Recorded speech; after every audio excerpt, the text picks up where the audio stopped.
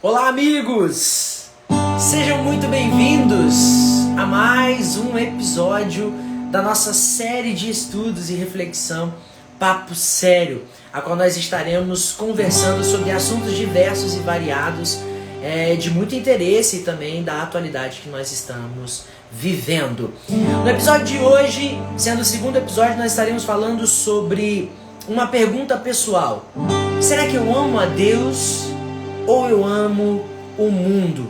Mediante as nossas ações e o nosso comportamento, nós vamos analisar algumas coisas que têm acontecido na igreja moderna, na igreja atual.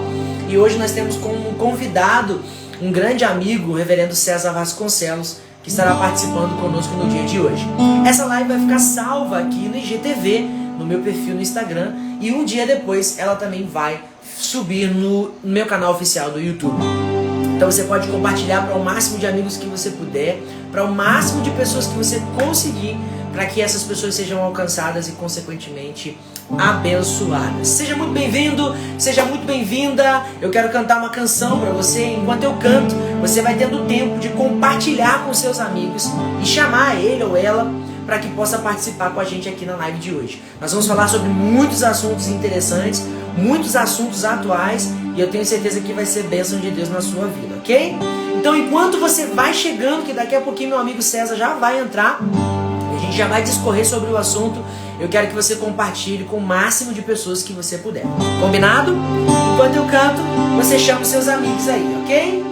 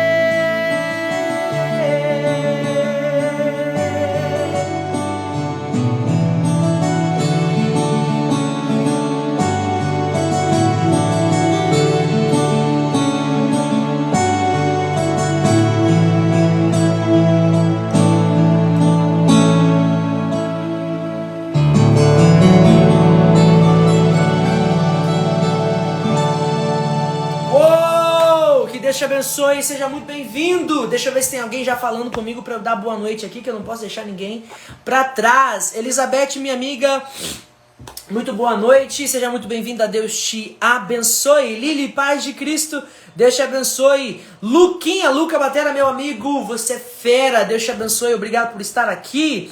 Ale Rosa Oficial, boa noite, Shalom, Deus te abençoe, querida. Quem mais? Leide também tá dando um alô. Leide, Deus te abençoe, sejam todos muito bem-vindos. Nós estamos no segundo episódio dessa série de estudos que nós estamos fazendo, intitulada Papo Sério. Hoje nós vamos falar sobre o tema: será que eu amo a Deus de verdade? Ou será que eu amo mais o mundo do que a Deus? Nós vamos falar sobre alguns comportamentos e algumas coisas que vão nos fazer refletir se realmente nós estamos amando e servindo a Deus como deveríamos. Já coloca o dedinho aqui no avião e compartilha com seus amigos para que eles possam vir, porque hoje o nosso convidado é especial, é um itinerante que está viajando aí o mundo afora, como seminarista. Ele é um professor, dá workshop, é um ministro, palestrante, pastor, líder de jovens. Ele é uma bênção e eu tenho certeza que vocês vão gostar muito, que é o meu amigo César Vasconcelos. Antes que ele entre aqui, eu quero fazer uma introdução para que vocês conheçam e saibam um pouco do nosso entrevistado de hoje. Vamos lá? Servindo desde jovem, né, interdenominacionalmente, né, no Ministério da Palavra e da Música, sendo por anos líder de jovens no Templo Central da Assembleia de Deus Mãe, em Belém do Pará. Jornalista, publicitário, desenvolvedor na área de comunicação cooperativa em multinacionais na área de mineração.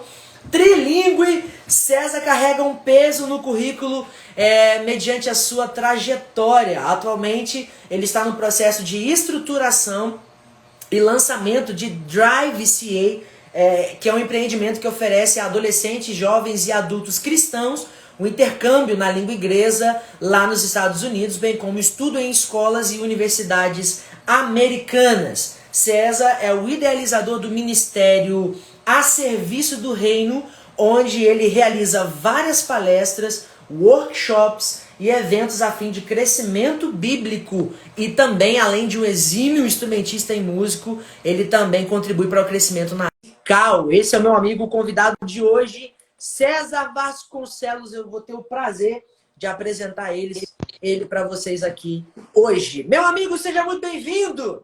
Graça e paz!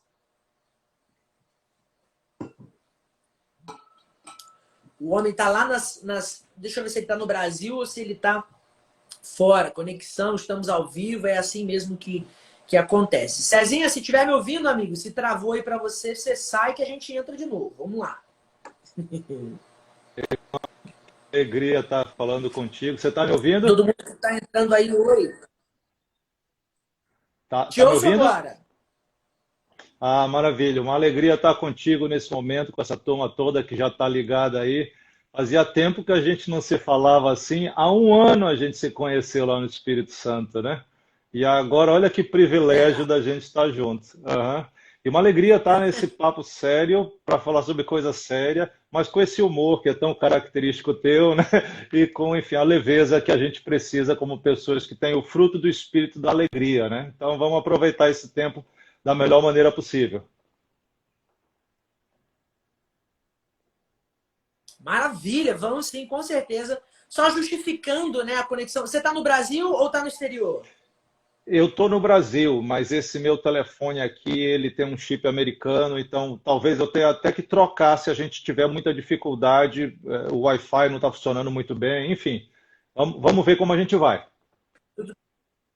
Só para justificar aqui a conexão com a galera. Antes de tudo, eu pincelei um pouquinho o projeto, o Ministério Serviço do Reino. Eu quero te dar já um espaço para você falar, né, um pouco mais abrangentemente sobre, né, esse seu ministério, esse projeto, para a galera conhecer. E a gente já vai entrar nos temas aqui. A gente tem 1h30 para conversar. O pessoal já está entrando e compartilhando bastante. Nós vamos falar bastante. Vou te dar bastante abertura. Mas antes eu que você se apresentasse, né? Porque eu tô com dúvida. Eu não sei, eu não sei se hablo em espanhol contigo, ou se eu falo inglês, speak in English, me ajuda aí, vamos orientando aí. Pode até falar em línguas que eu busco a interpretação do mistério aqui. Bom, para me Maravilhoso. Mas fala pra apresentar, gente aí, amigo, sobre o serviço do reino. eu sempre trabalhei com igreja diretamente, por anos aqui em Belém, eu estou em Belém do Pará agora, mas também interdenominacionalmente, indo pregar e ministrar, tocar em diferentes lugares. Faz uns 13, 14 anos eu fui para os Estados Unidos fazer um mestrado, lá me envolvi com outras igrejas, e sempre também conectado, mas à igreja local. Faz uns 3 anos que realmente Deus me direcionou para estar expandindo nessa área de alcançar diferentes lugares. Como eu tive uma carreira de comunicação corporativa, eu percebi como as multinacionais elas investem para preparar os seus profissionais.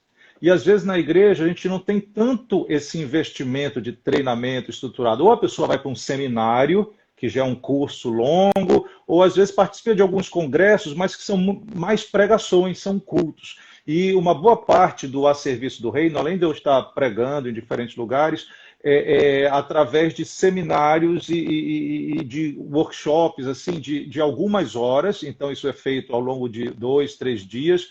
A gente trata de um assunto específico. Como o meu mestrado lá fora foi em liderança,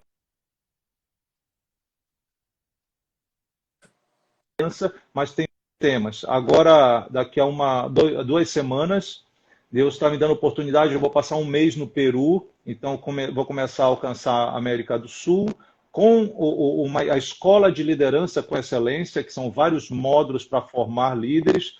E daí, final de março, se Deus quiser, vou para a Europa também, 6 semanas. Tem alguns países que estão abrindo espaço lá para brasileiros e alguns também europeus. E o foco é esse, é fazer como se fosse um treinamento corporativo, algo que as multinacionais fazem, mas voltado para cristãos, basicamente, na área de liderança, de música, louvor e adoração e de outros temas. Agora, na sexta-feira, eu faço em Belém um seminário sobre emoções. Então, como é que a gente funciona, o cérebro, as emoções e como a gente tem que se adequar por Deus. E aí a gente está servindo a Deus nessa linha.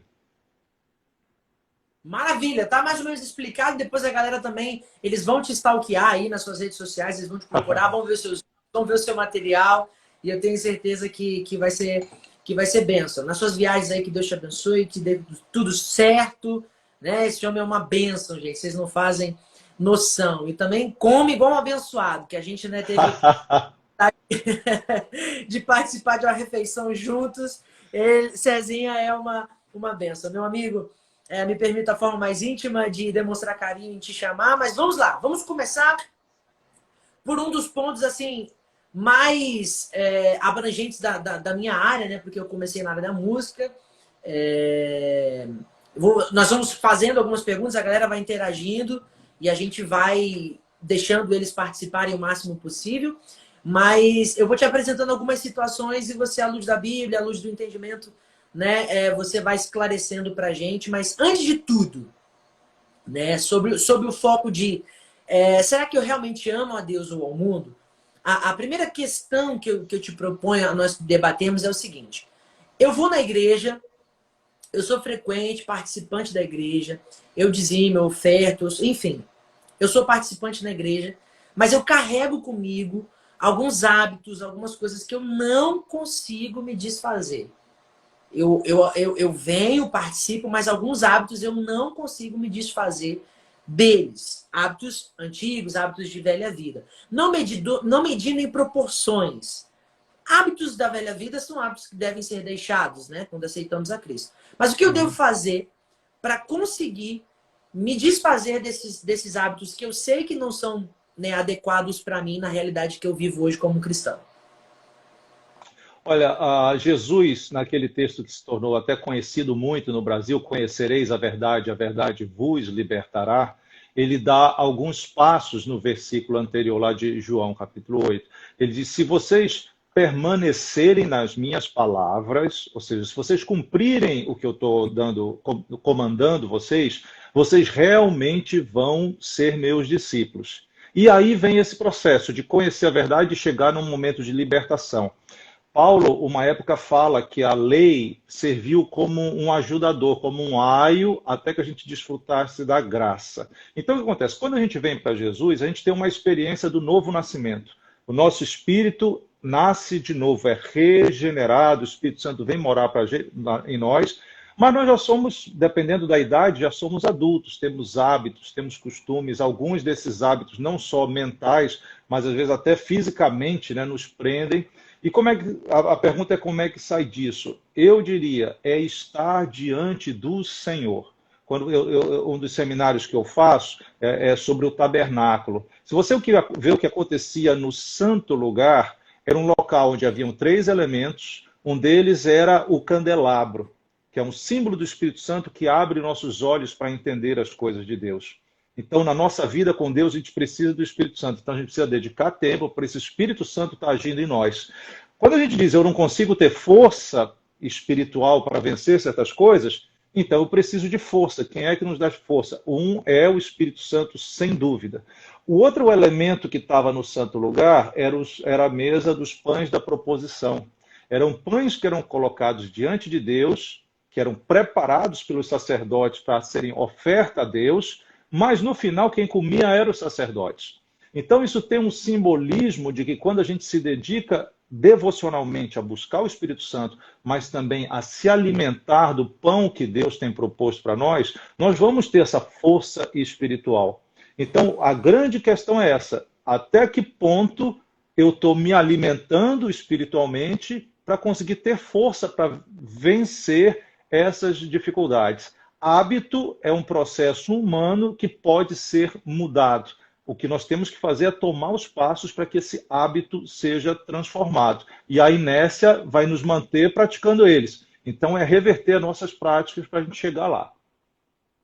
Maravilhoso. Mas há quem diga, e essa semana mesmo eu estive dando um aconselhamento a um jovem, e muitas pessoas afirmam dessa mesma frase, né? Seguindo um link no contexto do que o senhor já está dizendo, há quem diga assim, mas eu não consigo ler a Bíblia, eu não consigo ter uma frequência de oração. O que eu posso fazer para criar estímulos para que eu consiga ter esse hábito? As pessoas até são conscientes dessa necessidade de estar no Espírito, de estar em Deus, dessa necessidade de se alimentar do pão, né, de se alimentar da palavra, da busca. Mas a grande maioria hoje tem essa problemática, né? Eles não conseguem meditar, não conseguem orar. O que o senhor diz mediante isso? O que se deve fazer em relação a isso? Eu acho que, bom, ao longo da história existe uma expressão chamada disciplinas espirituais. São rotinas que você faz para realmente desenvolver a tua vida espiritual. Por um lado, gente, essa situação que estás falando, ela nos leva para Gálatas, que é a briga entre carne e espírito, né? Então, exemplo, o que nós estamos alimentando? Porque nós nascemos de novo, mas temos 2 naturezas na gente. Uma natureza carnal. Paulo diz lá, Romanos, que no corpo dele existe uma lei operando, a lei do pecado. É que nem uma lei da gravidade. Sabe a lei da gravidade? Essa lei do pecado vai nos puxar para baixo. Mas existe uma lei do espírito de vida em Cristo Jesus. A questão que o próprio Paulo pergunta é: a quem que tu vais te oferecer? Quem é que tu vais escolher para ser Senhor na tua vida? Quando a pessoa diz assim, eu não tenho vontade, eu não consigo, ela está, de alguma maneira, eu acho que o tempo dela está sendo tomado em atividades que não vão ajudar ela a se dedicar para Deus. Eu acho que tem que dar uma olhada nessa realidade e começar a quebrar. Às vezes a gente não tem força, e aí a gente tem que pedir ao Senhor. Mas não se esqueça, nós nascemos de novo, a gente precisa manter a nossa vida ativa. Você falou que eu comi muito, né? Por que a gente tem fome? Por que a gente tem fome? Por que a gente tem sede? Porque nós estamos vivos fisicamente.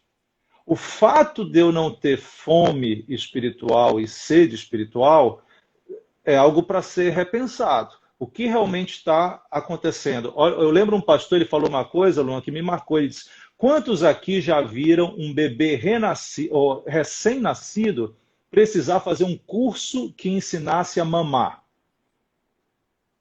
É uma coisa natural. O bebê, quando nasce, ele já tem dentro de si uma busca, uma sede, uma fome por aquilo que o mantém vivo. Então, aí é o tipo da coisa de avaliar. Será que... Como é que está a minha vida espiritual? E aí a pergunta, eu estou realmente vivo espiritual?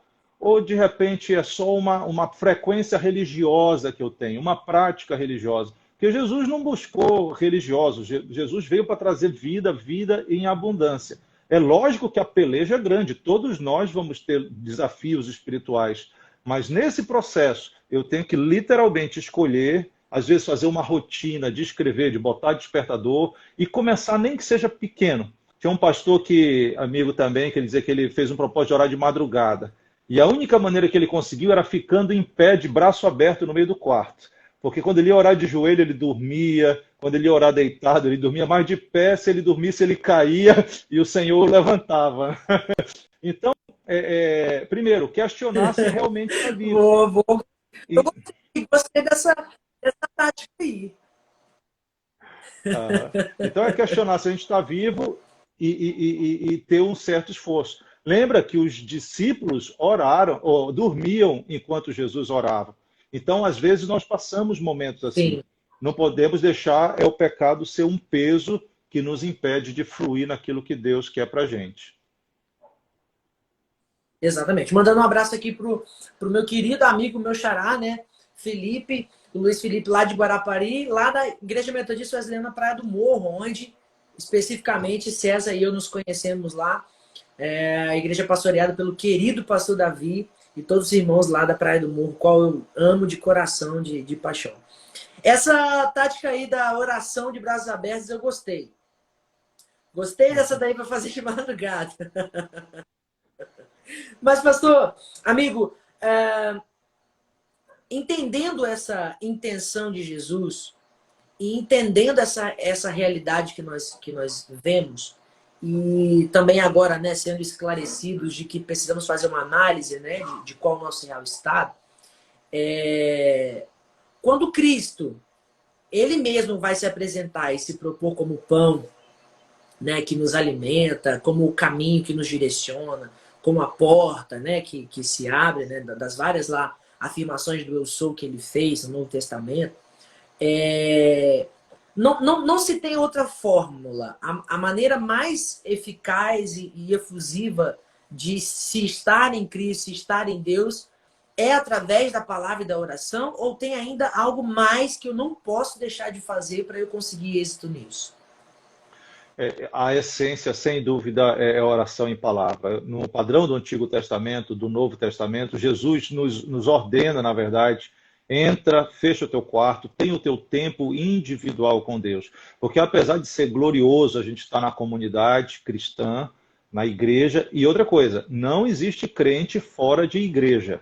Isso é uma grande verdade, porque nós somos seres sociais e nós somos moldados pelo contexto social. O cristianismo, ele acontece dentro da comunidade. Ali onde existe liderança, que de alguma maneira nos gera referência do caráter cristão, e nesse convívio nós vamos amadurecendo, inclusive com as dificuldades nessa comunidade, na dificuldade entre o relacionamento. Mas a base de tudo isso é esse momento individual com Deus. Primeiro porque a salvação é individual.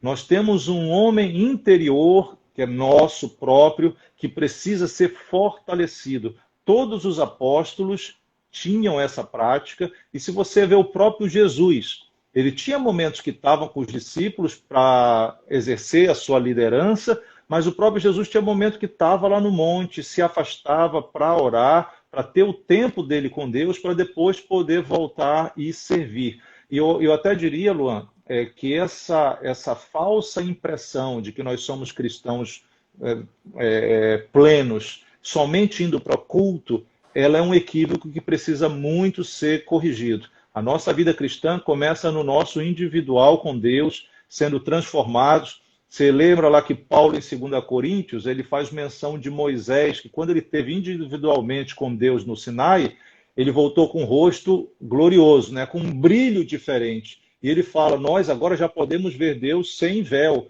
com um rosto direto e sermos transformados de glória em glória.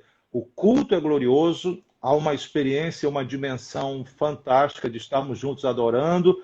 Nós somos bênção uns para os outros no momento do culto, no momento da reunião menor, seja o que for, mas a raiz da nossa fé é a nossa relação individual constante, diária com Deus. Lendo a palavra, porque aí ele tem chance de ministrar a nós, e orando, porque é o tempo que a gente busca a força dele realmente e expõe nossa vida ao Senhor, no nosso relacionamento íntimo, né, e mais próximo com ele. Uau, magnífico. Isso fica aí e o pessoal está interagindo muito bem em relação a isso e concordando também quanto a isso. Alguns até se comprometendo, né, de começarem a praticar sobre isso, pelo grau de importância que se deve. Nós que nos dizemos cristãos, que servimos a Cristo, que cremos nos ensinamentos da palavra de Cristo, nós precisamos, como César disse, diariamente praticarmos essa verdade, essa realidade, e o que faz também desmentir e cair por terra qualquer argumento, né, do desigrejamento, que é um argumento que cresceu muito nos últimos dias, né, César? Uhum. A gente vê, Luan, uma geração grande que tem sido frustrada com o contexto de igreja. Isso é uma realidade. A minha última mensagem agora chama Por que é mais fácil, porque a gente prefere ser evangélico a seguir Jesus.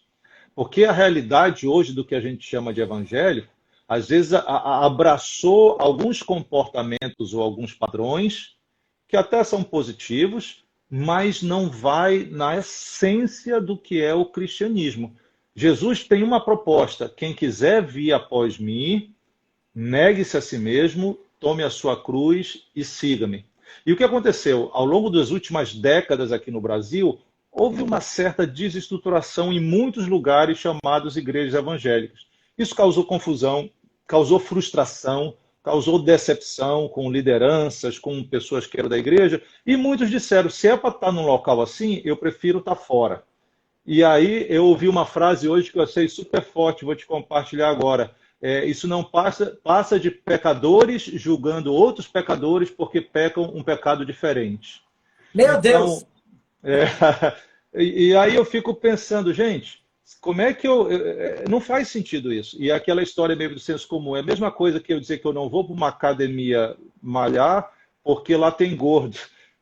Gente, cada um vai justamente, nós vamos para a igreja para essa transformação. Então, é algo muito sério que a gente precisa ter muito cuidado e não podemos deixar isso assumir espaço na nossa vida.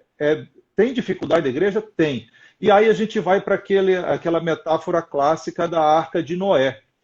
A Arca de Noé era um local escuro, cheirava mal, né? Não havia muita liberdade, cheio de animal, não era tão agradável, mas era o único lugar onde havia salvação no mundo. Então, a igreja tem desafios, ninguém é perfeito, mas é o lugar onde é o caminho da salvação, onde a gente tem que estar e tem que avançar. E falando de igreja, um abraço aí para o Luiz Felipe, pastor David, toda a turma lá de Guarapari, realmente uma saudade grande do pessoal lá. Meu Deus, essa metáfora foi incrível. Usando, né, o exemplo da Arca de Noé, nós realmente estamos, né, hoje numa arca, vamos dizer assim, a caminho, como o senhor disse, a caminho da salvação.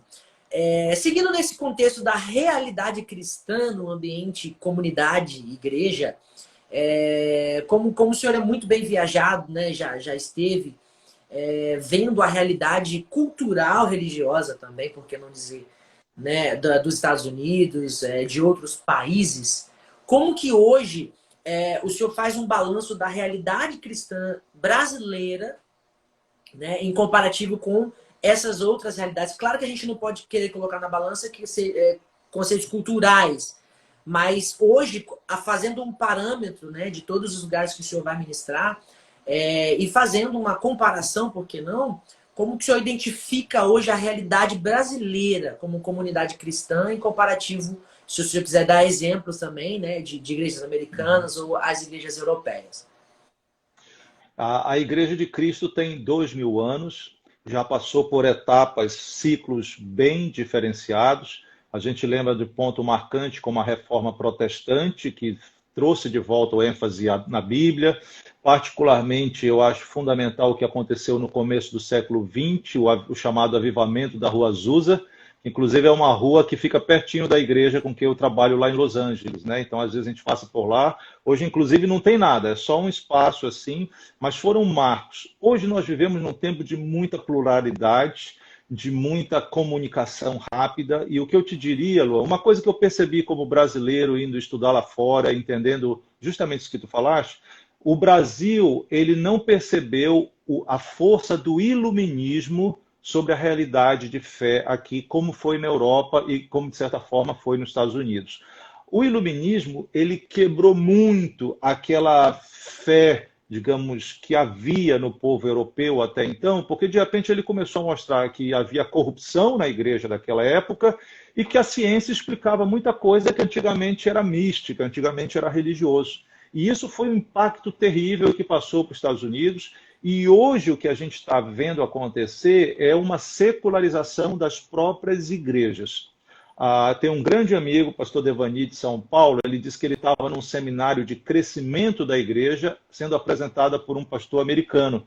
E o pastor mostrou gráficos de como a igreja está crescendo no mundo. Então você via a África crescendo bastante, você via a América do Sul em crescimento, mas você via a Europa e Estados Unidos decrescendo a quantidade de pessoas. E ele pediu a palavra, ele é ousado e disse, se eu estou entendendo bem, na verdade, quem devia estar sentado no banco ouvindo para aprender era você que é americano e nós brasileiros e africanos que devíamos estar dando essa aula. Porque estatisticamente é o que está acontecendo. Existe um certo engano que muitos brasileiros ainda têm de achar que os Estados Unidos é um país evangélico. Não é bem assim. Eu diria que o Brasil ele tem é aberto para a fé de uma maneira que hoje os americanos não são, por causa disso que eu falei, do iluminismo. As pessoas desde criança já vêm com uma mentalidade avessa à fé, fechada.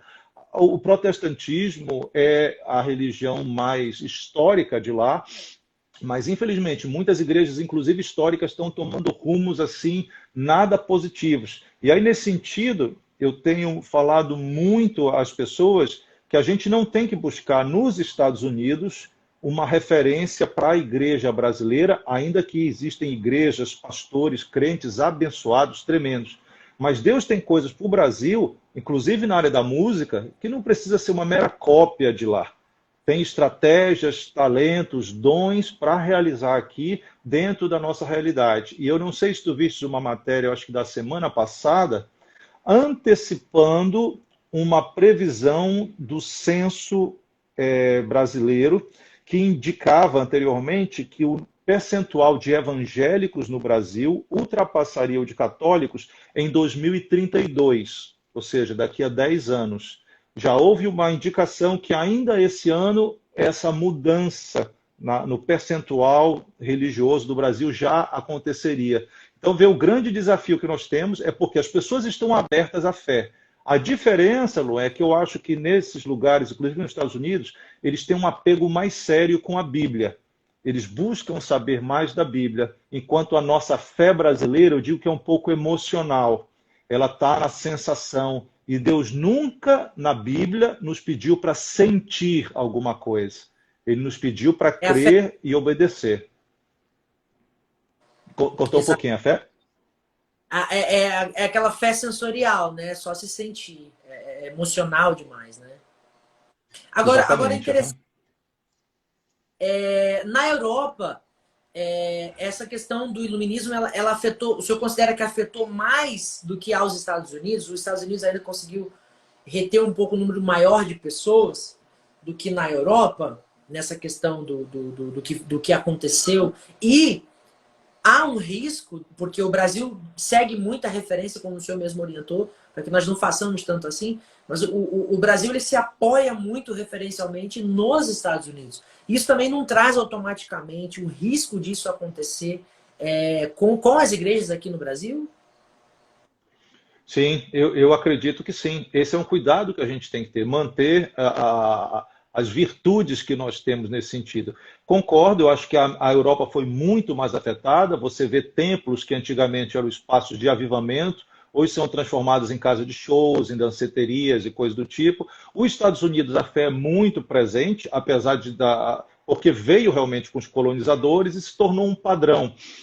Hoje é muito mesclado. Agora, um detalhe até que eu não mencionei antes, eu creio que Deus está levantando pessoas de diferentes continentes para ir a esses continentes que já foram bênção e está sendo canais de avivamento. Eu tive na Europa, foi em outubro, tive ministrando em alguns países e uma das palavras que Deus me deu muito clara foi essa, que Deus está levando gente de outros lugares para, com essa fé viva, para ministrar. Um amigo meu, pastor Melk, ele tem um ministério de libertação, ele estava em Portugal e estava rodando Áustria, estava Suíça, estava rodando países que eles são ricos, primeiro mundo. Luan, ele disse que tinha gente ficando endemoniada, gente precisando de libertação, sendo impactada por Deus. Porque a pessoa pode estar com a mente secularizada, sem saber, ela está dando aos espíritos das trevas, está totalmente amarrado.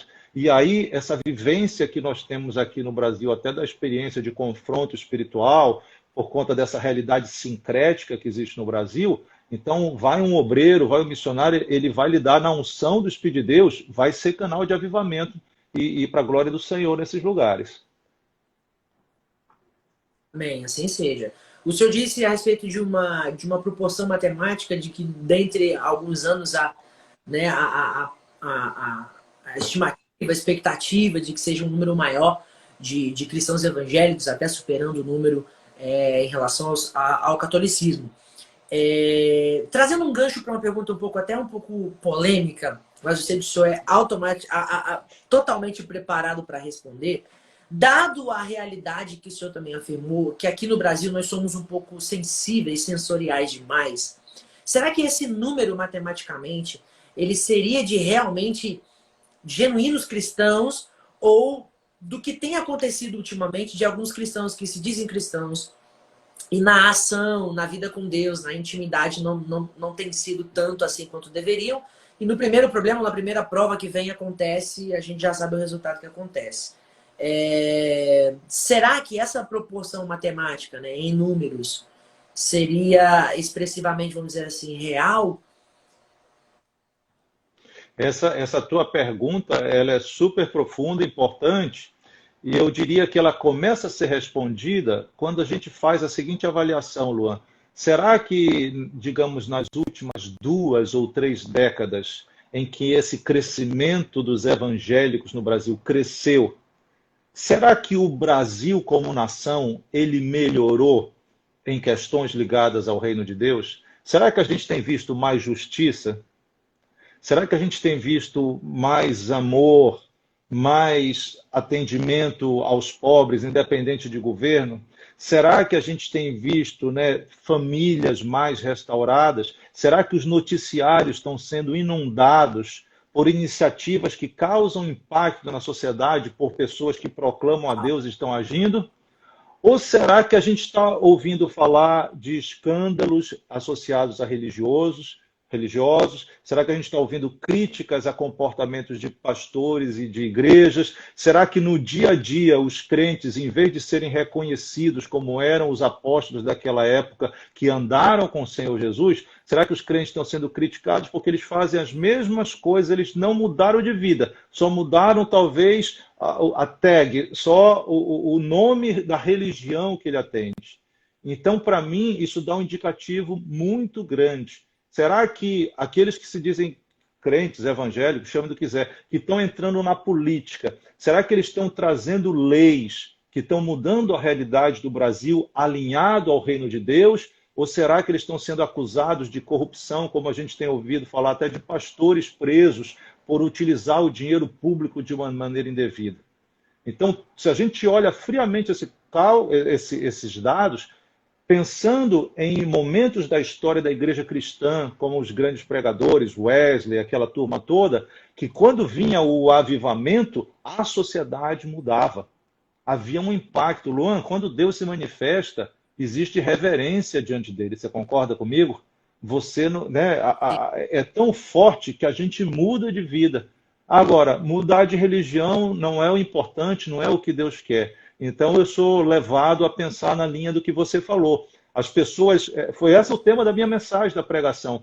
É mais fácil a gente ser evangélico que tem coisas boas. A gente diz não a coisas religiosas erradas, a gente diz sim a uma conduta melhor, mas existe um âmago do que é ser cristão que vai mais do que simplesmente mudar algumas coisas na nossa vida. É seguir Jesus, é estar nessa sintonia. E eu creio que hoje nós precisamos de profetas, de líderes, de ministros que vão direto e declarem que a necessidade de arrependimento. O que é arrependimento? É uma mudança verdadeira de quem nós somos para a gente estar alinhado com o propósito de Deus e causar um impacto na terra, causar um impacto nessa nação. Uau!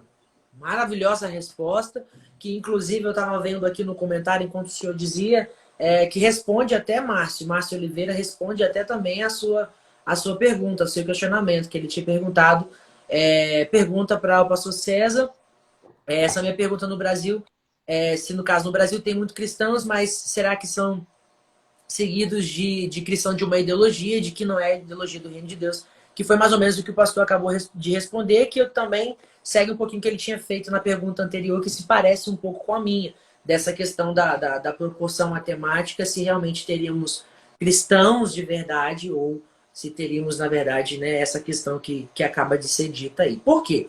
Porque eu acredito que você também tem percebido, amigo, que ultimamente tem sido muito midiático se dizer que é evangélico, né? Por mais que em algumas questões que os evangélicos abordem sejam muito cancelados por alguns outros grupos,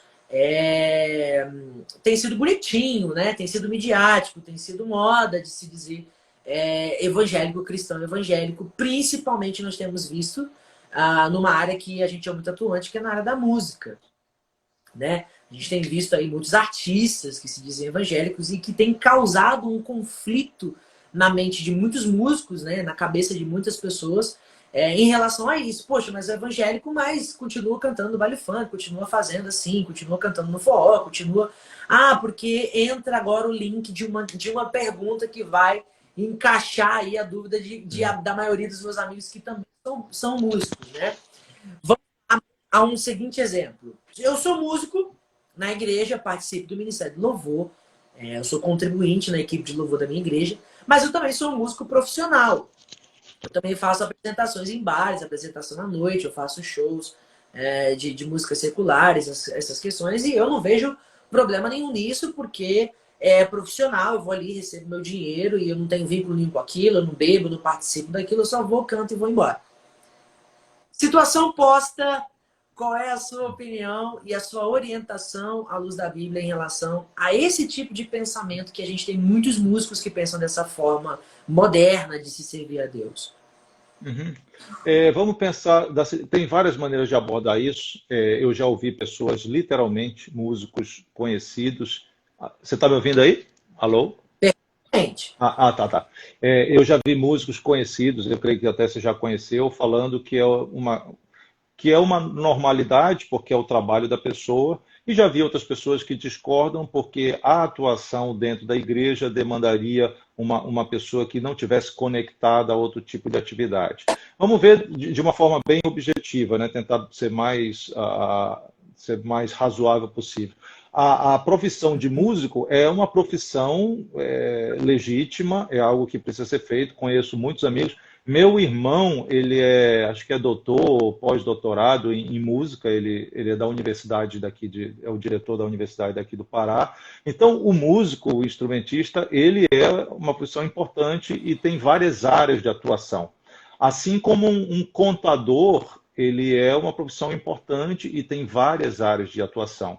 Eu tenho uma amiga que me deixou ano passado, grande amiga, era uma contadora, e ela perdeu muitas oportunidades de trabalho, porque, como contadora, ela podia fazer alguns procedimentos da profissão dela que iriam contra a lei, que ela entendia que isso, de forma alguma, glorificaria a Jesus na profissão dela. Então, ela abria mão de certas coisas porque ela queria ter tranquilidade que ela estava desenvolvendo a profissão dela dentro dos princípios do reino de Deus. Eu creio que o músico deve se perguntar, dentro dessa minha profissão, o que eu estou fazendo que soma para o reino de Deus, que impacta vidas para o reino de Deus, dentro disso que eu trabalho, ou que faz o contrário, que acaba, como eu ouvi uma expressão de uma pessoa que trabalhava, vou usar o termo, né, que muitos usam, secularmente, num contexto parecido, ele percebeu um dia que ele usou a expressão carregando lenha para Satanás. E ele tomou uma decisão por fé de ter uma mudança disso. Veja bem, a música e as artes como um todo, Luan, elas são uma das áreas que mais impactam a formação de uma sociedade. Quando o inimigo Exatamente. decidiu causar desgraça no Brasil, ele usou as artes. Ele usou gente que escrevia novela, gente que compunha música, e começou a passar um tipo de ideia de como deve ser a vida, que hoje nós estamos colhendo o resultado de novelas, de músicas e de livros de 20 anos atrás, e hoje existe uma geração já com uma mentalidade totalmente diferente por causa disso. Então os músicos têm que perguntar, eu tenho que perguntar como músico, o que eu estou fazendo está impactando para Deus positivamente? Eu como pessoa estou dando um testemunho bom e com a minha atividade profissional eu estou conseguindo produzir resultados que Deus espera? Que bom seria se mais músicos cristãos pudessem compor músicas, não somente as músicas que se tratam do nosso cântico vertical para Deus, mas de repente músicas que pudessem fazer o crossover, como chamam nos Estados Unidos, deixar de ser cantado num ambiente meramente religioso e conseguir para o público lá fora com uma mensagem diferente, me desculpa a expressão, dessas porcarias que nós temos hoje generalizada na música popular brasileira. Eu fiquei surpreso. Eu não escuto, em geral, o que toca nas rádios, como um todo. Eu ouço música, ouço muita música instrumental, ouço vários tipos de música, mas as músicas que fazem sucesso nas rádios seculares eu tenho um certo abuso, porque eu entendo que elas são mecanismos de transformação da mentalidade de uma forma até satânica. Eu fiquei muito surpreso dessa moça que morreu, foi em novembro, alguma coisa assim. Eu não conhecia, eu não sabia quem era, mas as letras altamente Sim. assim distanciadas do propósito de Deus, e eu vi a reação das pessoas no Brasil inteiro, milhares ou milhões de pessoas enlutadas e perdendo uma referência que, de uma certa maneira, ditava como essas pessoas deviam pensar, falar e agir. E as letras eu não conheço em detalhes, mas eram letras que enfatizavam muito a embriaguez, a tradição, a traição, uma vida promíscua. Aí você pensa, meu Deus, olha o poder da música sendo canalizado. Eu teria dificuldade de usar o meu dom para dar suporte para essa mensagem, porque a minha mensagem é diferente. Arrepende, mude de vida, existe um Deus que te ama, mas Ele quer que você esteja alinhado no propósito dele. Então eu colocaria dessa forma. Nós temos que ser maduros. Eu acho que a gente está numa fase não mais do farisaísmo, é pecado, não é pecado, É. é certo ou errado, mas a gente entender o que é seguir a Jesus e baseado nas Uau. Escrituras, ter a maturidade para tomar decisões que realmente vão honrar o nosso Salvador, e não só Salvador, Senhor. Nosso Senhor. Então, esse é o tipo de pensamento. É um chamado para maturidade, mais do que essa coisa, né, pequena do certo e do errado, mas levar a verdadeira responsabilidade do que é ser um cristão na sua profissão como um todo, nesse aspecto específico da música, né? E a fluência que você exerce através disso. E é maravilhosa essa resposta porque eu me sinto muito confortado de ouvir isso, porque eu, como músico profissional há bastante tempo, né, já há muitos anos, eu tive que fazer uma escolha porque chegou uma época, logo que eu lancei meu primeiro disco, eu comecei a ter muito convite para casamento, né, para fazer tanto cerimônia quanto a festa de casamento. Até quando então é um casamento religioso, é até mais tranquilo porque as canções, né, são ponderavelmente tranquilas. Mas começou a ter uma crescente muito grande de casamentos não religiosos também. E aí as pessoas aquela questão, não do constrangimento, mas daquela sinceridade, ó, eu não faço canções assim e tal, e aí fica aquele clima um pouco chato. Consequentemente, aí eu parei de fazer casamento. Eu já tenho mais de 6 anos que eu não faço casamento, a não ser assim, específicos que eu canto em casamentos de amigos meus mesmo, que eu não tenho pra onde fugir, não canto um hino no meu casamento, não abro mão. Mas assim, profissionalmente, que na época eu vinha fazendo muito dinheiro com isso, que casamento não é uma coisa que sempre tem muito, além de outros eventos também, né? Eventos de prefeitura, de parcerias com Uhum. projetos municipais, né? Que concursos que se pede ou se exigem que você cante algumas músicas populares também, digamos assim. Eu abdiquei. Eu fiz mão, não faço mais. E nessa certeza de escolha. E é bom saber que isso é uma questão de maturidade espiritual e de razão também. Porque, como o senhor disse, vai muito além do é certo, é errado. Eu não acho certo, eu não vejo problema nisso. É uma questão de maturidade espiritual, de entender o poder influenciador que se tem através de um dom que se é executado e que foi recebido, né? Então, essa resposta é assim, magnificamente excelente e eu me enquadro muito como um testemunho disso. Já tive vários convites, várias propostas de eventos, de contratos que eu tiraria muita vantagem financeiras, mas que foi de escolha minha, não, porque não, eu prefiro, eu só canto, só me apresento com músicas religiosas, consagradas ou de adoração a Deus, enfim. E isso, assim, acho que Uhum. esclarece muito para uma galerinha aí que vai assistir depois também, para entender com calma, desde o início da resposta, a linha de entendimento, para que nós possamos entender que isso é uma questão de maturidade. A maturidade, ela vai fazer a gente entender o confronto, ela, né, a gente entender a orientação e não fazer birra. Nos conscientizar e, opa, faz sentido isso. Uhum. Então, assim, maravilhosa resposta, meu amigo. Agora, uma outra situação que é um pouco real, né? O senhor como músico também, acredito que já viu, já lidou, já participou com isso. É, eu sou participante do grupo de louvor, né? Eu sou músico, sou participante do grupo de louvor. Mas dentro da minha equipe, eu não me dou bem, eu não gosto de algumas pessoas, ou de uma pessoa, ou do líder, ou de alguém em específico. Eu não me dou bem, eu não gosto dessa pessoa, eu me sinto mal toda vez que eu estou perto dela.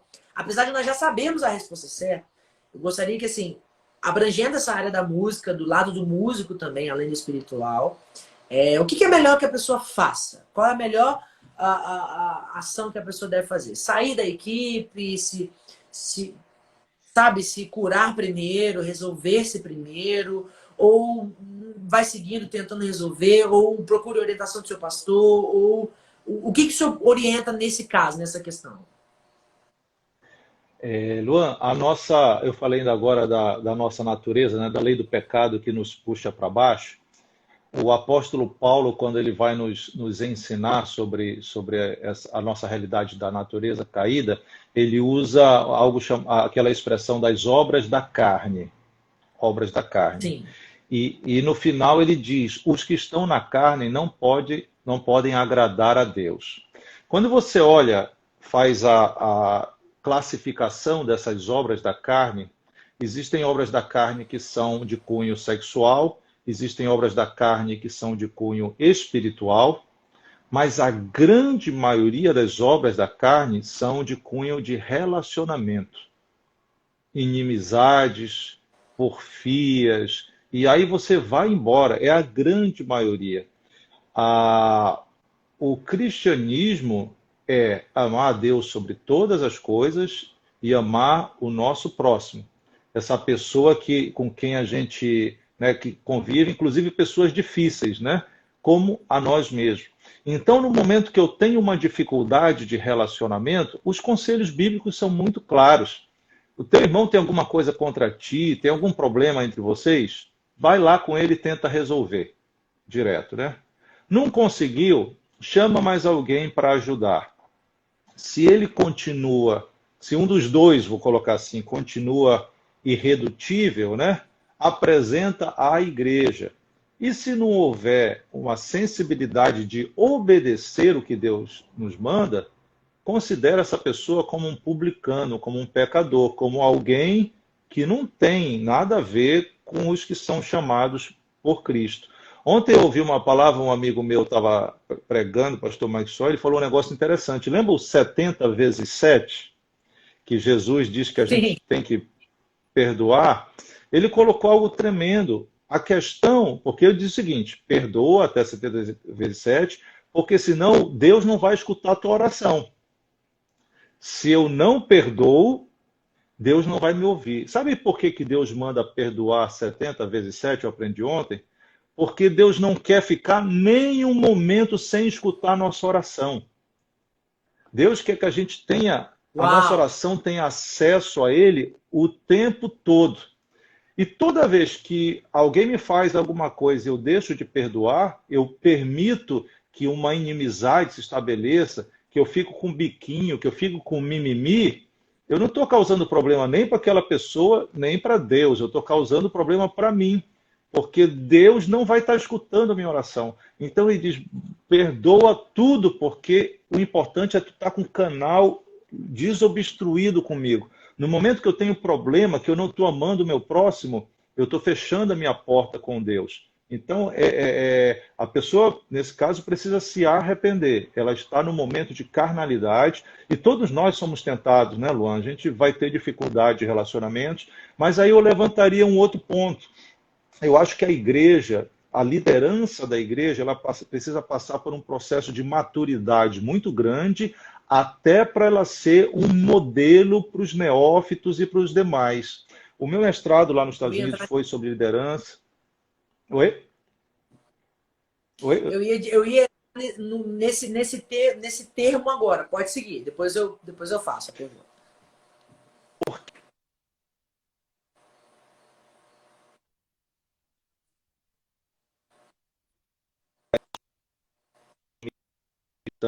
Ou a gente empurra a poeira para debaixo do tapete, ou a gente parte para a briga.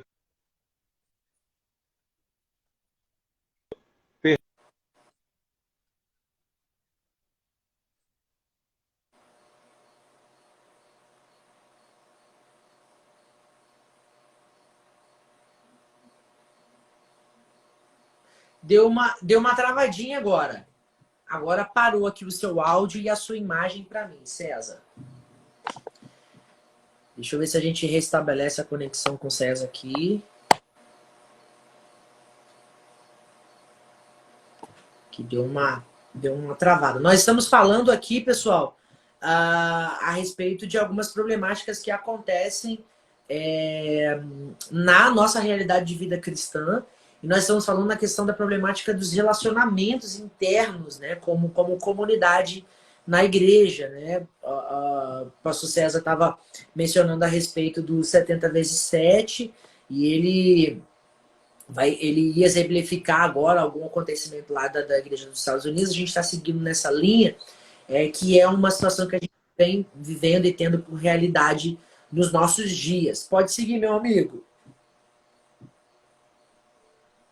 Vamos ver se a gente consegue restabelecer. Ainda não te ouço bem.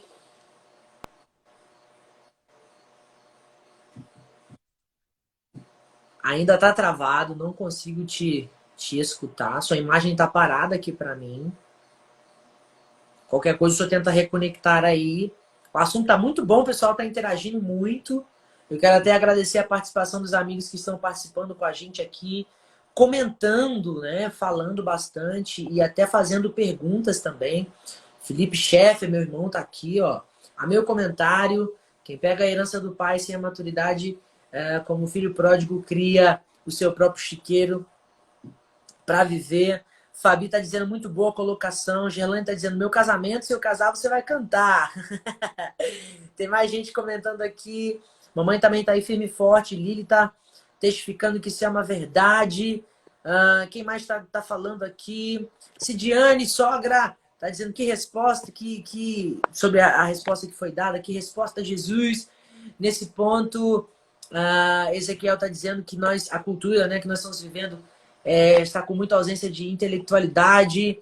A Ana está dizendo que é forte, né, um impacto grande na mente, principalmente na fase da formação, relativo lá ao assunto que nós estávamos falando. Vamos ver se a gente consegue aqui reconectar com o César, para que ele possa falar com a gente aqui. Leila também está dizendo que já foi líder, participou do grupo de louvor, e realmente acontece em questões de ciúme, problemas de relacionamento. E aí, meu amigo? Acho que voltei. Tá me escutando agora? Agora tá até sincronizada a sua voz com os seus lábios aqui para mim. Rapaz, é que eu entrei numa outra conexão, mas que bom. Bom, eu estava falando que a liderança ela precisa ser mais madura para saber conduzir as coisas biblicamente, numa maturidade espiritual, mas também numa maturidade pessoal. As pessoas são muito cheias de problemas de caráter, de formação, são muito inseguras, são muito cheias, suscetíveis à inveja, têm muitos traumas que, se não forem tratados biblicamente, na hora que os relacionamentos se estabelecem, a coisa vai desgringolar, vai ter problema. Então, o líder, ele precisa identificar essas coisas e dizer, olha, essa não é a maneira de Cristo. O que está acontecendo? Vamos resolver e vamos argumentar, porque é a maneira de você conduzir vidas à maturidade. Existem duas coisas que nós precisamos fazer. Primeiro, pregar o evangelho a toda criatura. Segundo, ensinar a guardar o que Jesus ensinou, mandou. A gente está pregando muito, mas nós não estamos conseguindo ensinar realmente a guardar. E os problemas de relacionamento acontecem, né?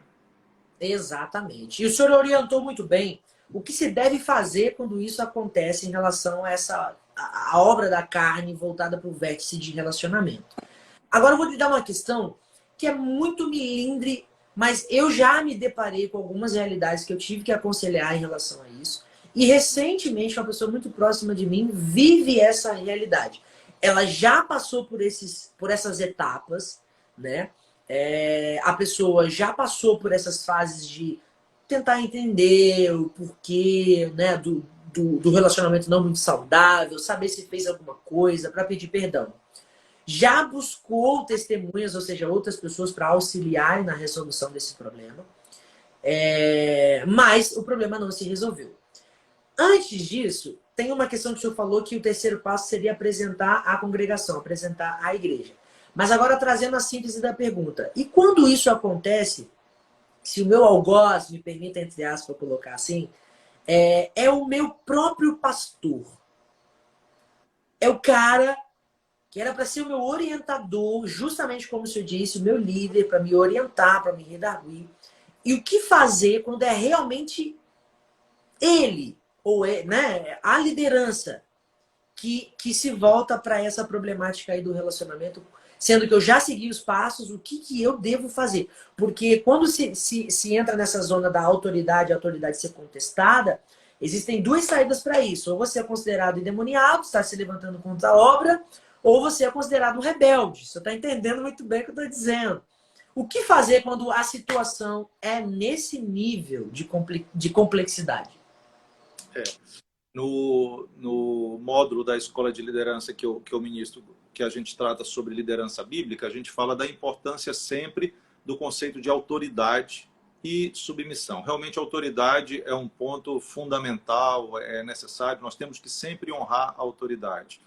Agora, veja, vamos fazer por comparação, Paulo dá o exemplo da mulher cristã que está casado com um marido que não é cristão, né? A atitude que ela deve ter de estar ali honrando e buscando, e até o ponto onde isso pode ir.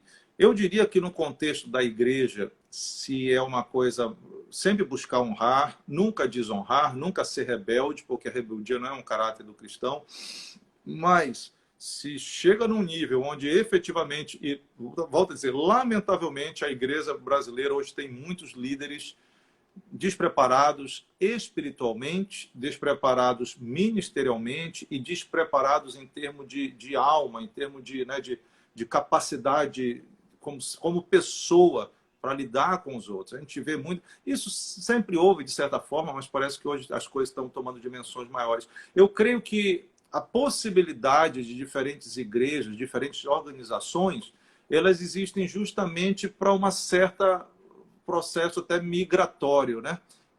Lógico, a gente lida no aconselhamento com pessoas que tiveram muita dificuldade, muito frustradas. Então, primeiro, não deixar guardar no nosso coração mágoa, insubmissão, rebeldia, e orar. Deus, qual é o caminho que eu tenho que tomar?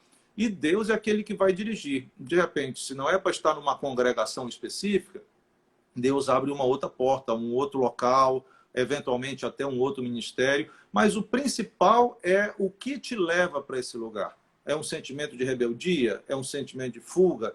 ou é realmente um direcionamento de Deus? Não se esqueçam, gente, que homens de Deus, e por que não dizer talvez o principal personagem da história de Israel no Antigo Testamento era Davi. Não existe exemplo mais extremo de um chefe, de um líder tão malvado, né, do que Saul foi com Davi. Meteu lança, fez de tudo para matar, e Davi dando prova do caráter, de um caráter submisso, de um caráter principalmente temente a Deus. Eu creio que todos nós já tivemos em situações de enfrentar líderes que nos entendem mal, e por nos entenderem mal, e por não serem líderes preparados, eles vão tomar atitudes até covardes às vezes, né? Então, essa é uma oportunidade que Deus está dizendo, como é que está o teu coração? Onde é que o teu coração está firmado? Onde é que, o que realmente é a tua motivação? E aí vem outro ponto, Luan, como você falou que isso tem conexão com o trabalho de música, de louvor, o que nos prende no lugar? É o fato da gente realizar algum trabalho ou é realmente o fato de nós sermos cristãos e estamos adorando ali, né? Ah, aqui eu não tenho espaço para fazer isso, eu vou ter espaço em outro lugar e nunca vai faltar convite. Então, é principalmente a gente olhar para a nossa identidade, dizer, Deus, e aí, qual é o mandamento nessa situação?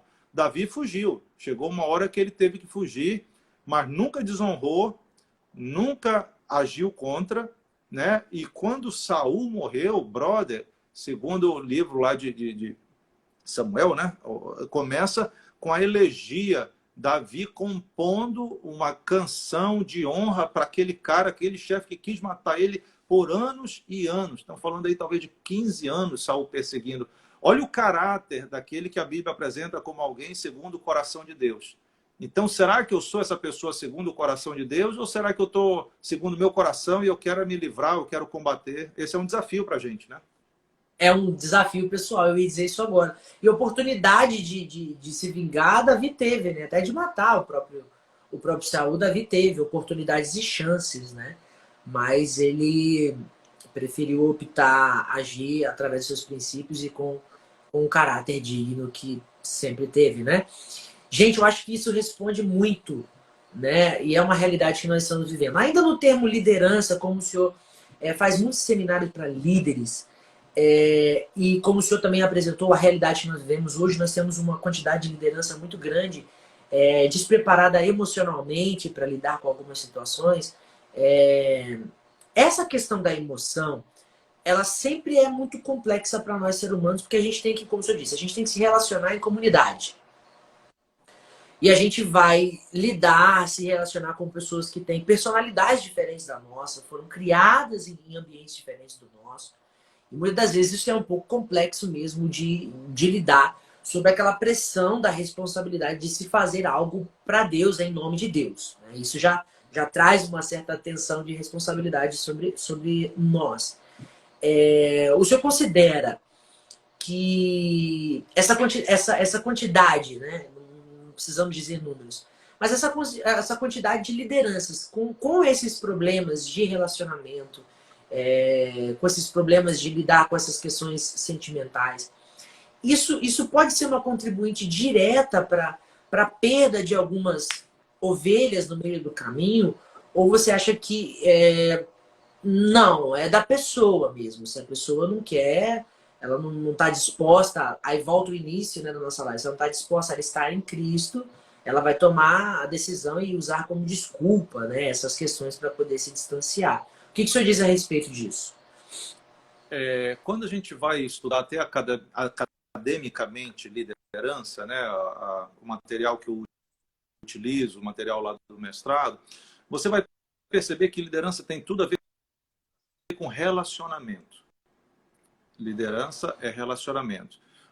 Inclusive a palavra, né, o líder influencia os seus liderados e os seus liderados também influenciam o líder. Ou seja, existe uma troca entre, né, esses dois atores, né, os liderados, esses dois grupos. E todos nós somos seres humanos, nós temos um lado, temos elementos que nos motivam ou desmotivam. Em geral, uma pessoa saudável, ela detesta, ela abomina, ela não duvida ou de ser ativa de uma maneira agressiva. Isso isso vai no cerne da chamada lei de ouro que Jesus falou. Não trate os outros como você não gostaria de ser tratado, né? Então, o líder, no seu estilo de liderança, de relacionar com os outros, se ele tem esses problemas primeiro nele, porque a pessoa que trata os outros de uma maneira ruim, ela tem traumas. Ela foi tratada mal na infância, no processo de desenvolver por coisas assim muito sérias, e ela simplesmente está reproduzindo. A Enari, que eu vou ministrar sexta aqui em Belém, ele toca muito nessa questão. Todo o que está no nosso cérebro, memórias, traumas, enfim. Então, o que acontece? O livro dê resultado durante um tempo, mas a médio e longo prazo, isso não vai se sustentar. Porque esse nível de alta tensão, de alta agressividade, de desgaste, ele é insuportável. Isso não acontece só dentro de igreja. Eu não se acompanha, mas no ambiente corporativo, a quantidade de pessoas que estão passando processos psicológicos, até de depressão, de ansiedade, é pela pressão de chefes, às vezes, que cobram muito. Então, isso não se sustenta no longo prazo. É uma coisa que os líderes eles precisariam desenvolver a sua competência, a sua capacidade de ser líder. E boa parte da competência de um líder está na maneira que estabelece o relacionamento com as pessoas. E, brother, quando você tem um líder que você sente mesa nele, que você confia, que você admira, você vai andar a segunda milha com ele. O contrário, aquele cara que te pressiona, a chance que você tiver, você vai dar adeus e vai tomar outro rumo, né? Então, é uma área... E aí, volto a dizer, estudando questões científicas de liderança e vendo a Bíblia, é como Jesus é o maior líder de toda a história. Deixou coisas lá tremendas e mais. Até hoje, ele já morreu, mas nós que vivemos hoje queremos ser liderados por ele ao ponto de morrer por ele. Isso é uma liderança. Uau, incrível! Portanto, líderes, academicamente, formem-se no quesito liderança. Isso não vai desmerecer e muito menos tirar a autoridade de vocês como líderes, né? Muito pelo contrário. Vai agregar aí discípulos, aí, né? Apoiadores e amigos para caminharem aí mais milhas, porque isso não desmerece. Eu venho de uma realidade que você fazer uma aula de canto para cantar na igreja, você fazer teologia para pregar, isso era muito criticado e condenado porque tinha-se o pensamento de que não, Deus vai me dar e isso vem nato, e não é assim. Tem coisa que precisa ser moldada, tem coisa que precisa ser orientada, tem coisa que precisa ser aprendida, né? Porque os discípulos de Cristo, depois que Cristo foi, que eles, né, continuaram, eles não foi num passe de mágica, num cabum, né? Eles precisaram de ser discipulados, orientados, ensinados o tempo inteiro, que Cristo estava sempre orientando, falando e ensinando para eles. E mesmo assim, tendo o próprio Cristo como professor e líder, alguns ainda deram algumas, né, vaciladas. Então, lideranças da nossa nação, meu Deus, ouçam essa live com carinho. Mas, meu amigo César... E depois me convide para fazer a escola de liderança com excelência aí nos lugares. Maravilhoso! Já chamem aí César Vasconcelos para fazer essa orientação com seus líderes aí de equipe, de ministério, de células, enfim. Esse amigo vocês estão vendo que é um abençoado de Deus em todas as áreas que se propõe a trabalhar e é muito entendido dos assuntos. E para mim é uma honra, amigo. Mais uma vez, muito obrigado de você estar aqui com a gente. Muito esclarecedor, muito. Mas assim, com uma profundidade de ternura e ao mesmo tempo firmeza da verdade do que você fala. Eu tenho certeza que essa live vai gerar bons frutos e frutos permanentes. O Lucas está comentando aqui, está desejando boa noite. E está dizendo, sou músico e professor e vivo apenas de música hoje. Ele faz um desabafo aqui, né? Eu gostaria que as pessoas olhassem minha profissão como um trabalho igual aos outros. No início da live, um pouquinho antes, né, de você entrar, Lucas, o César ele justamente apontou e ressaltou isso, a importância da profissão músico, né? Ele reconhece isso também, e ele até fez uma introdução em relação a isso muito bonita, da importância, né, da profissão como músico e a influência que ela exerce nos dias de hoje. Então, meu amigo, você é uma bênção. Silvane está dizendo que, partindo dessa perspectiva, o líder precisa de sensibilidade dos seus liderados e ser assertivos. Jesus sempre chegava ao ponto de intervenção, mas educadamente. Jesus foi, como você disse, né, amigo, o maior líder da história, né? Vamos dizer assim. Para chegarmos à conclusão de considerações finais, porque o nosso tempo já está terminando. Ah, que pena. Acho que pode ser um gancho para uma próxima conversa sobre outros assuntos, porque no currículo o assunto é o que não falta para você, né, meu amigo? O que eu tô grato a Deus é que, acabando aqui, eu não vou ter que te comprar um kebab, uma comida, né, marroquina, comida japonesa, porque tá caro. Mas eu tenho certeza que Deus vai mandar alguém no iFood aí te abençoar e te alimentar aí, porque você está nos alimentando aqui também. Amigo, encaminhando agora para a conclusão de tudo que nós falamos aqui, da realidade que nós vemos, né, que a Igreja do Brasil enfrenta hoje, a gente está percebendo como algumas coisas mudaram radicalmente nos últimos 5, 10 anos para cá. Qual seria o conselho que você deixa para essa linha de pensamento de igreja mais moderna, né? Qual é o conselho que você deixa para essa galerinha, para essa geração, para a realidade de hoje, para a igreja de hoje aqui no Brasil?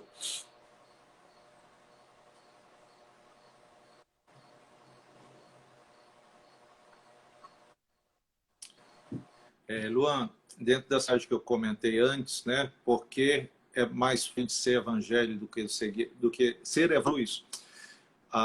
Essa igreja, muitas vezes, ela ressignificou, vou usar essa palavra meio da moda, né, que muitos usam, ressignificou algumas coisas que não tem como...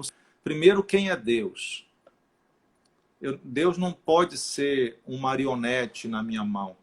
Deus não é um banco onde eu vou buscar dinheiro. Deus não é alguém que está sob o meu comando para me dar vitória, seja qual for. Deus é Deus. Ele é o Criador, ele tem um propósito perfeito, ele é amor, ele nos ama, mas eu tenho que entender que ele é Deus. Depois, quem é o homem? Somos nós, somos pecadores, somos alvos do amor de Deus, e precisamos nos arrepender, precisamos estar num processo de santificação e transformação. Terceiro, o que é a igreja? Qual é o papel da igreja? A igreja é um grupo de pessoas que compartilham da mesma coisa e tem duas missões. Quer dizer, tem uma missão dividida em duas frentes. Pregar o evangelho em todo o mundo. Ide por todo mundo, né? E a segunda coisa, ensinando a guardar o que Jesus ordenou. Discipulado, santificação, transformação de vida que vem quando a gente entende o livro. São duas coisas. E aí, brother, eu sei que tem várias... A igreja pode fazer isso de diferentes estratégias e aspectos, mas nunca essas prioridades polidas. A igreja não é um local onde a gente vai para a gente ser satisfeito, para a gente ter entretenimento, para a gente se divertir. São duas coisas. E quando a gente, então, foca nisso, e aí você que é um cristão novo, leia a Bíblia, ore para que Deus te oriente. A minha experiência pessoal foi essa. Eu aceitei Jesus, eu tive uma experiência com Deus no culto. Sou filho de avô quando faleceu, eu não sei se você sabe, Luan, ele era o presidente da Assembleia de Deus no Brasil, da CGADB, inclusive, faz quase 30 anos. Então, digamos, é uma família que tinha... Mas eu fui buscar a Bíblia. E buscando a Bíblia, eu vi como eu precisava mudar e como, às vezes, os contextos religiosos onde eu estava precisavam também de ajuste. Então, essa geração precisa ler a Bíblia, Atos, veja o que aconteceu, ser cheio do Espírito Santo para dar testemunho e também para orientar. Isso é o que precisa.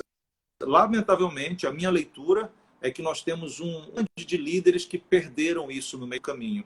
Então, Deus vai sempre levantando. Quando Eli está cego, está inerte, está deixando que a desgraça se estabeleça, Deus chama um Samuel, novinho.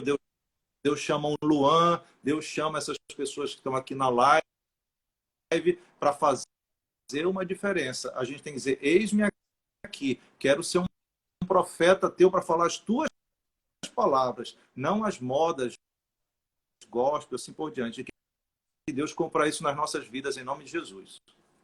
Uau! Magnífico, maravilhoso, excelente conselho.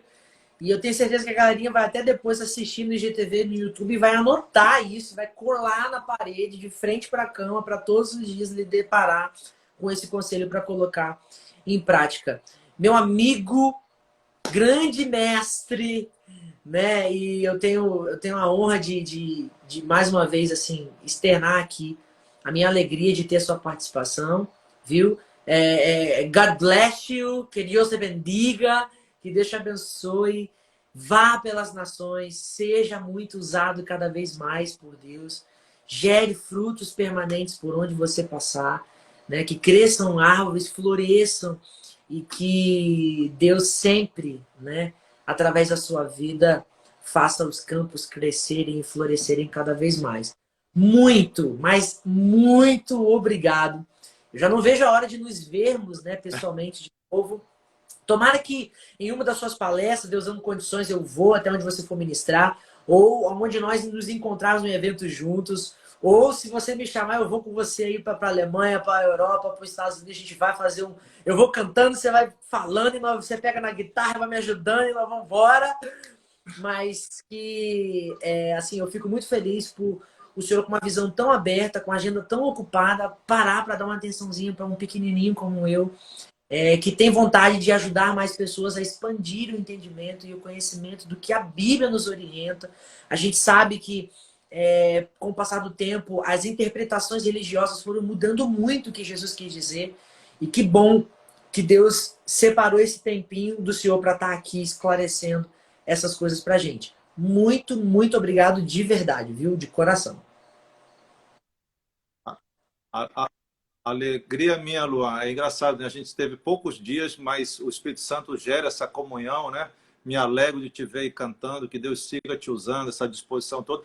Eu só não gosto quando me chama de Senhor, porque eu fico me sentindo um velho. Então, não pode... Você sempre esqueça.